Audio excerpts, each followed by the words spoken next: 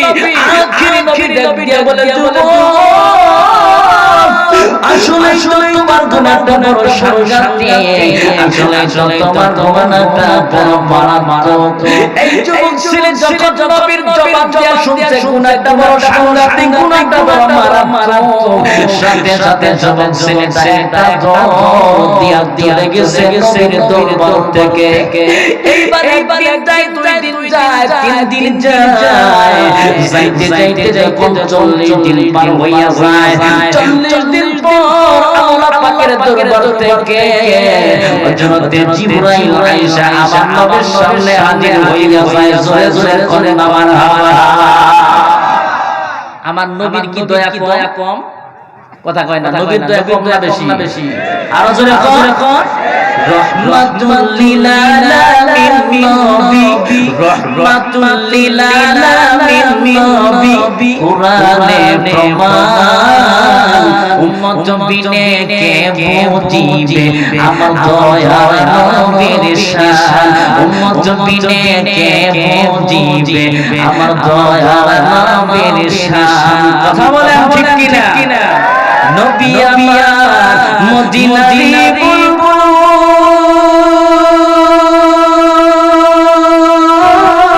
আমার প্রেম করিয়া নামটা দিলেন হাবিবে রাসূল আল্লাহু আকবার নবী আমার মদিনার বুলবুল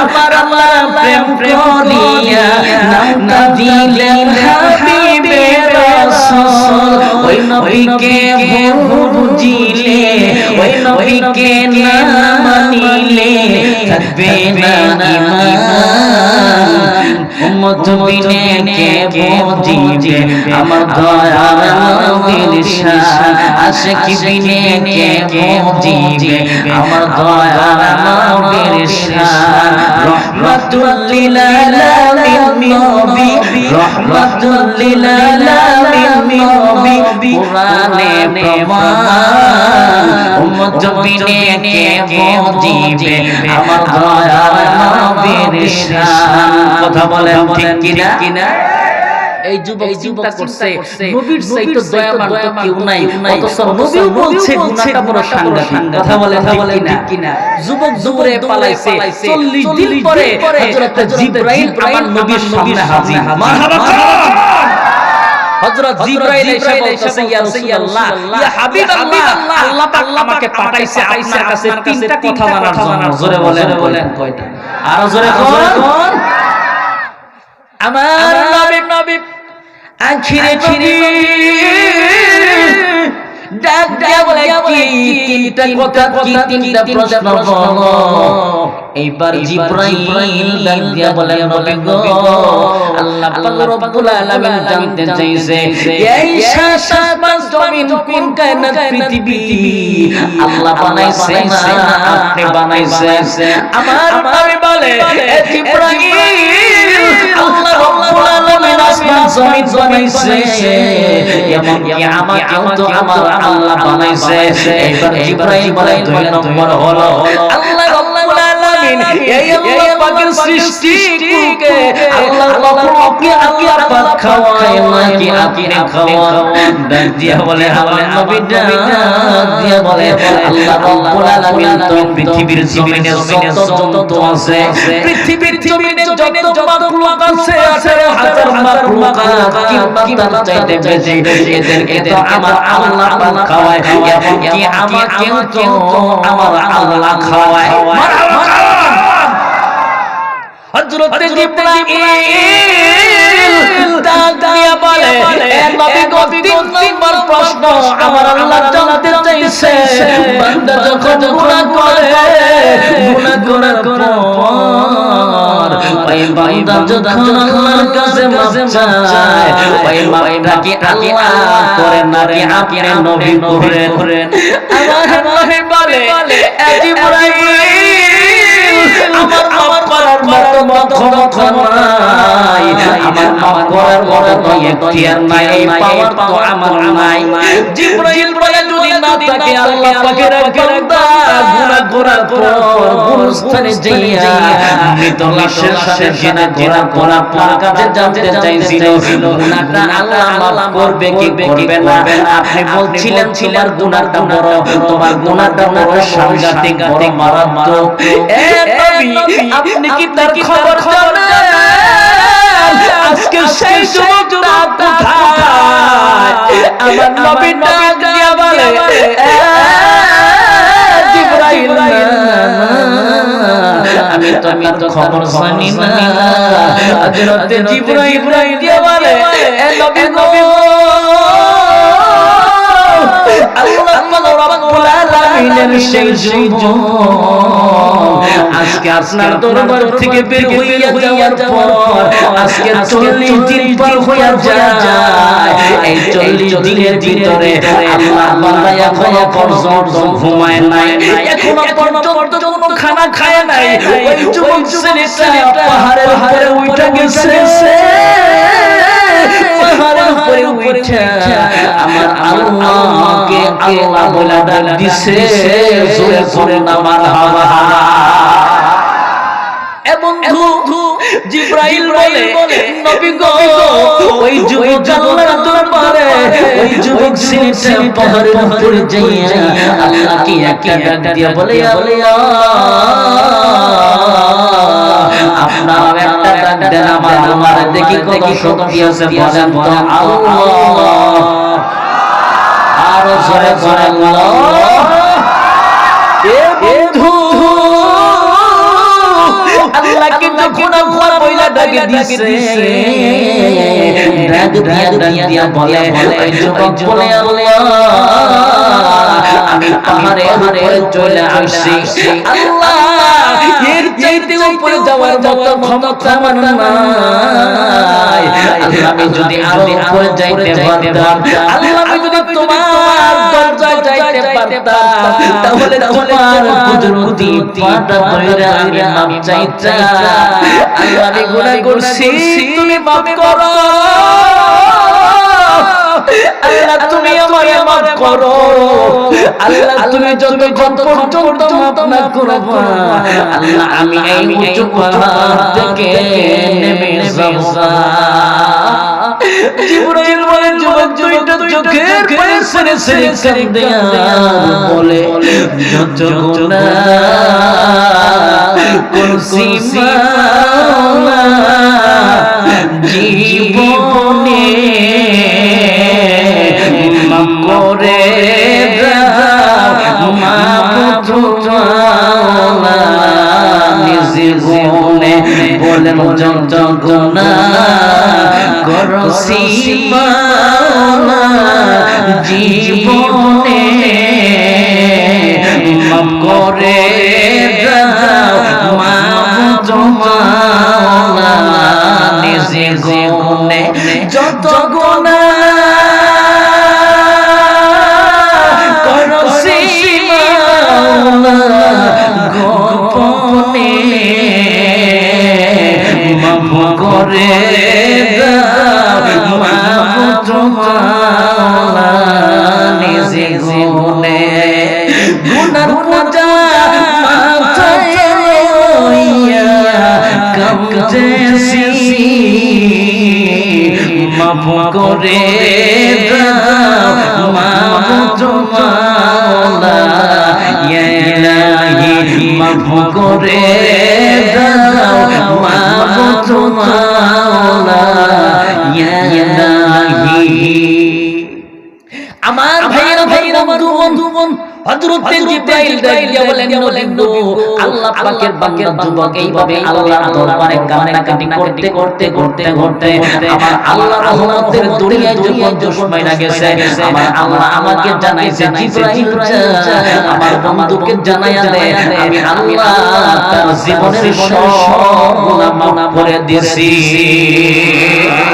আরেকটু জোরে কোন আল্লাহ জানাইয়া দিয়েছে জিবরাইল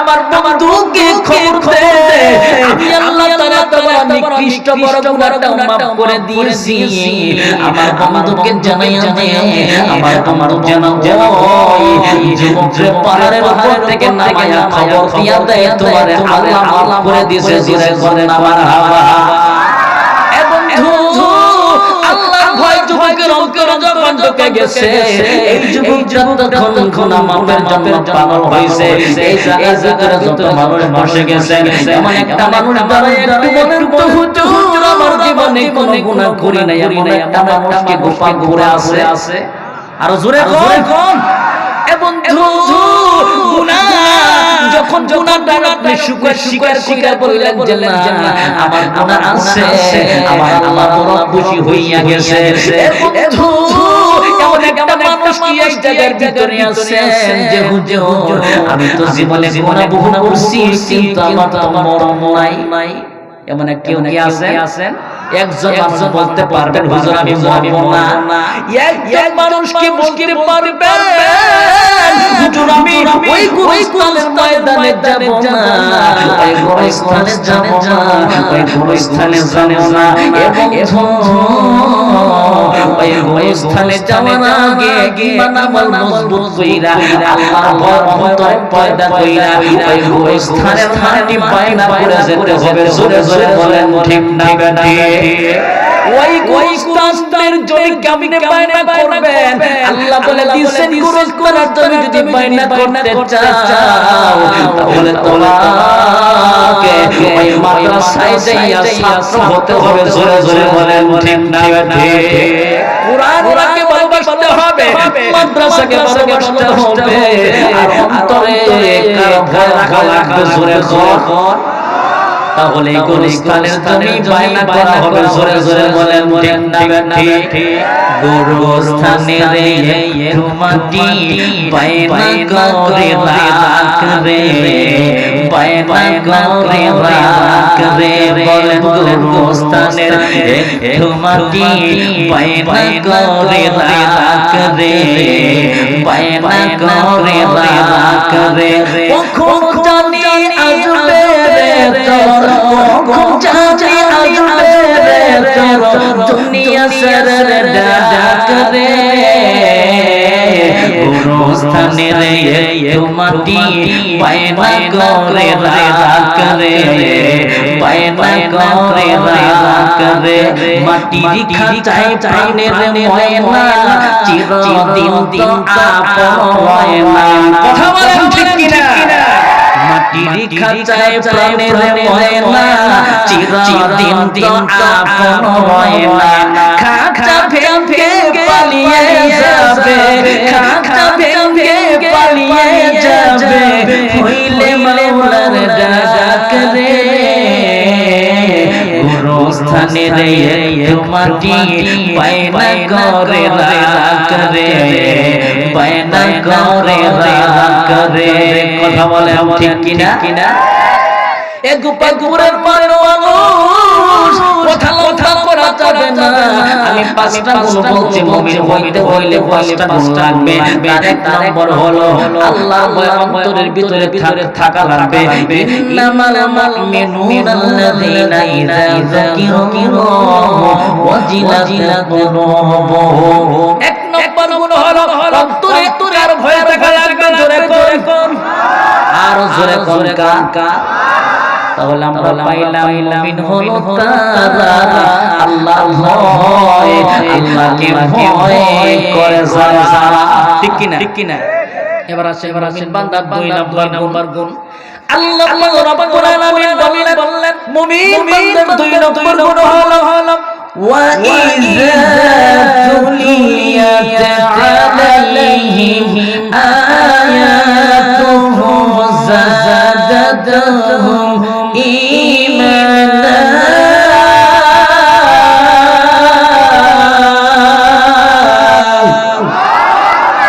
আমার ভাইরা বন্ধুগণ আমার আল্লাহ রাব্বুল আলামিন বলেন মুমিন বান্দার দুই নাম্বার গুণ হলো যারা খাঁটি মুমিন তারা আল্লাহর কোরআন যখন শুনে তখন তাদের ঈমানের পাওয়ারটা বাড়তে থাকে আল্লাহর কোরআনের তেলাওয়াত যখন করা হয় তার সামনে, তখন ওই মানুষটার ঈমানের শক্তি বাড়তে থাকে। জোরে জোরে না সুবহানাল্লাহ। একটু আওয়াজ করে বলবেন, মিথ্যা কথা বলবেন না। কোরআনের আলোচনা আপনাদের ভালো লাগতেছে না খারাপ লাগতেছে? কোরআন তেলাওয়াত ভালো লাগতেছে না খারাপ লাগতেছে? এ বন্ধু যদি ভালো লাগে বুঝবেন আমি ইমানের 2 নাম্বার গুণটা আছে, আর যদি ভালো না লাগে তাহলে বুঝবেন আমি খাঁটি মুমিন হইতে পারি নাই। এ বন্ধু মুমিন বান্দার 2 নাম্বার গুণ হলো মুমিন যারা আমার কোরআনকে ভালোবাসবে, তারা কোরআনের মাদ্রাসা ভালোবাসবে। এই আমার ভাইরা মাদ্রাসায় পড়ালে কি লাভ হবে, মাদ্রাসায় সন্তানকে পড়াইলে কি লাভ হবে, আমি ছোট করে আপনাদের মাঝে বলতে চাই। তাফসীর ইবনে কাসিরের ভিতরে আছে আল্লাহ পাক রব্বুল আলামিনের এক বান্দা যিনি ছিলেন একজন গাজী সাহেব, তার অবস্থায় মৃত্যু মুহূর্তে তার বিবিরা ডেকে বলছে, এ বিবি তোমার গর্ভে তো এখন সন্তান আছে রে বিবি, এই সন্তানটা যদি পুত্র সন্তান হয় তাহলে মাদ্রাসায় পড়াবে, আর মাদ্রাসায় পড়ায়া কোরআনের হাফেজ বানাবে। আমার ভাইরা এই আল্লাহ পাকের বান্দা গাজী সাহেব নসিহত কইরা এই দুনিয়া থেকে চির বিদায় হইয়া চলে যায়। যেতে হবে খালি হাতে, যেতে হবে শূন্য হাতে, সঙ্গে কিছু যাবে না, সাথে টেনে জায়গা পাবি না রে বিছানা। বলেন যেতে হবে খালি হাতে, যেতে হবে শূন্য হাতে, সঙ্গে কিছু যাবে না, সাথে টেনে জায়গা পাবি না রে বিছানা। আজকে তুমি যাদের লাগি শুধুই পাগল পারা, যেতে হবে একা একা, যেতে হবে একা একা, কেউ যাবে না তারা, সারতে হবে মায়ার বন্ধন, সারতে হবে মায়ার বন্ধন, সাজের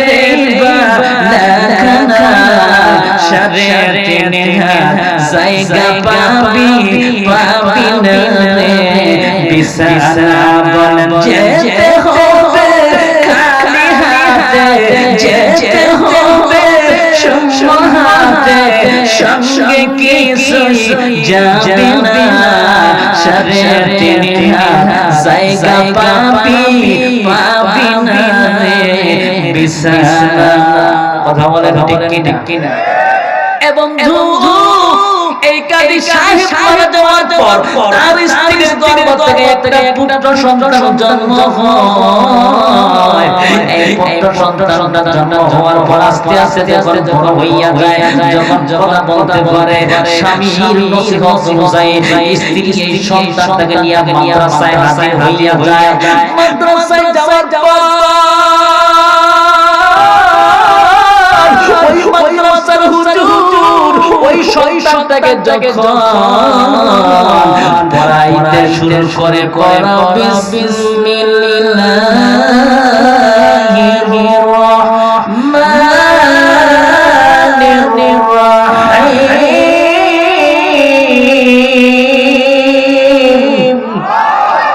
আমার ভাইরা আমার বন্ধুগণ, এই মাসুম বাচ্চারা বিসমিল্লাহির রহমানির রহিম মক্তবে যাইয়া পড়তেছে, আর ওইদিকে আমার আল্লাহ ডাক দিয়া বলে, জিবরাইল যা ওই গোরস্থানে যাইয়া দেখ ওই মাসুম বাচ্চার বাবা কাজী সাহেব জাহান্নামের আগুনে জ্বলতেছে, ওই কাজী সাহেবের আযাব বন্ধ করতে বল।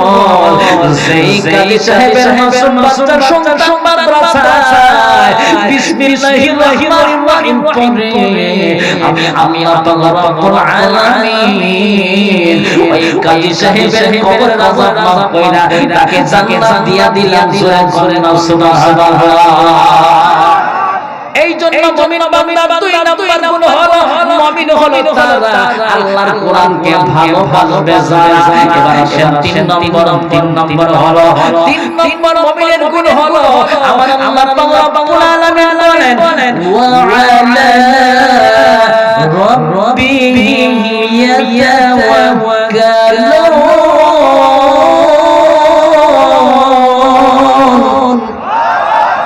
আল্লাহ বলেন মুমিন বান্দা তিন নাম্বার গুণ হলো মুমিন হলো তারা আল্লাহর উপরে ভরসা রাখে যারা। সুবহানাল্লাহ। আল্লাহ বলছেন ওয়ামাইয়াতাওয়াক্কালু আলাল্লাহি ফাহুয়া হাসবুহু। আবার আল্লাহ বলেন যারা আমি আল্লাহর উপর ভরসা রাখবে আমি আল্লাহ তার জন্য যথেষ্ট হইয়া যাই। সুবহানাল্লাহ। শেষ করে দিলাম তিন নম্বরে মানুষের চার নাম্বার আল্লাহ বলেন মুমিন বান্দার চার নাম্বার গুণ হলো আল্লাযীনা ইউকিমুনাস সালাহ। মুমিন বান্দার চার নাম্বার গুণ হলো মুমিন হলো তারা নামাজ কায়েম করে যারা।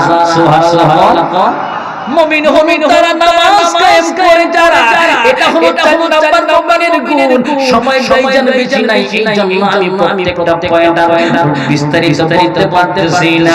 এবার আসেন 5 নম্বর পয়েন্ট আল্লাহ রাব্বুল আলামিন বলেন মুমিন তার 5 নম্বর গুণ হলো ওয়া মিম্মা রাযাকনাহুম ইউনফিকুন।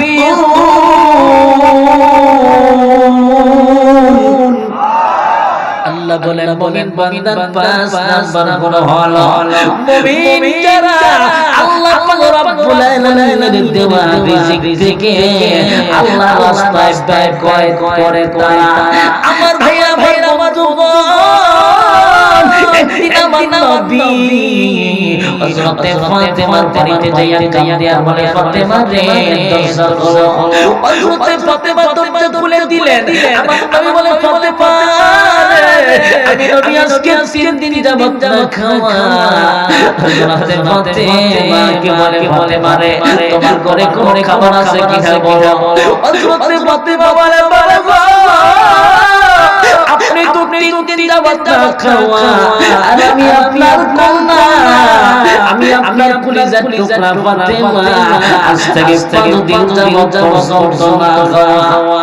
হযরতে ফাতেমা স্বামী হযরত আলীকে ডেকে বলে স্বামী গো ঘরে যেহেতু খাবার খাই অনেকটা চাদর আছে বাজারে যাইয়া বিক্রি করে নিয়ে আসেন কিছু খাবার।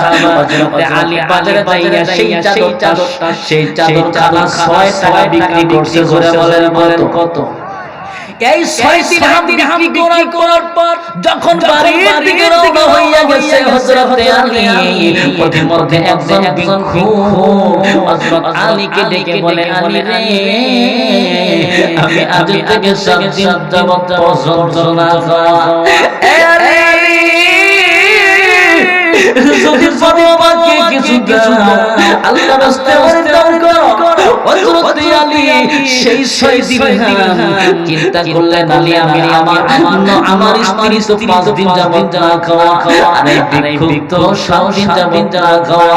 এই জন্য সেই 6 দিরহাম আল্লাহর রাস্তায় ভিক্ষুককে দান করে দিয়েছে। জোরে জোরে সুবহানাল্লাহ। এইবার হযরত আলী একটু সামনে যাওয়ার পর তাকাইয়া দেখে অপরিচিত একটা মানুষ দাঁড়ায় আছে একটা উট নিয়ে ডাক দিয়া বলে এ হযরত আলী এই উটটা বিক্রি করব আপনি কিনবেন কিনা বলে। হযরত আলী বলে আমার কাছে তো কোনো টাকা নাই পয়সা নাই কেমনে কিনবো। ওই লোকটা বলে বাকিতে বিক্রি করব বলে দাম কত? বলে দাম হলো 100 দিরহাম 100 টাকা। জোরে বলে কত দাম? হযরত আলী বাকিতে উঠতে কেনা করে সামনে যাইতেছে কিছু দূর যাওয়ার পর একটা লোক ডাক দিয়া বলে এ আল্লাহর বান্দা কি বিক্রি করবেন? বলে হ্যাঁ। বলে কত দিবা? বলে কত নিবা বলো। হযরত আলী বলে 100 টাকা দিয়া কিনছি আপনি দিবেন কত বলো। আল্লাহর বান্দা বলে আমি 160 দিরহাম দিব 160 টাকা দিব। বাবা কর। হযরত আলী 160 টাকা বিক্রি করে দেওয়ার পর যেই লোকটার কাছে কিনছিল ওই লোকটা থেকে পিছন থেকে আসতেছে আমার টাকাটা দিয়ে দেন। শুধু ফেরত দেওয়ার পর এবার বলেন হলো টাকা এই 60 টাকা নিয়ে হযরত আলী বাড়িতে যাইয়া হযরত ফাতেমার কাছে দরজা খুলে টাকাটা হাতে দিছে হযরত ফাতেমা আমার নবীর দরবারে হাজির হইয়া সব ঘটনা কইলা বলছে আমার নবী ডাক দিয়া বলতে পারে তোমার স্বামী হযরত আলী আল্লাহ পাক রব্বুল আলামিনের সাথে ব্যবসা করছে জোরে জোরে সুবহানাল্লাহ তোমার স্বামী 6 টাকা দান করার পরিবর্তে 6 টাকা আল্লাহর রাস্তায় দেওয়ার কারণে আল্লাহ পাক রব্বুল আলামিন সেই 6 টাকার বিনিময়ে আমার আল্লাহ 6 10 60 টাকা দিয়া দিয়েছে জোরে জোরে বলেন মারহাবা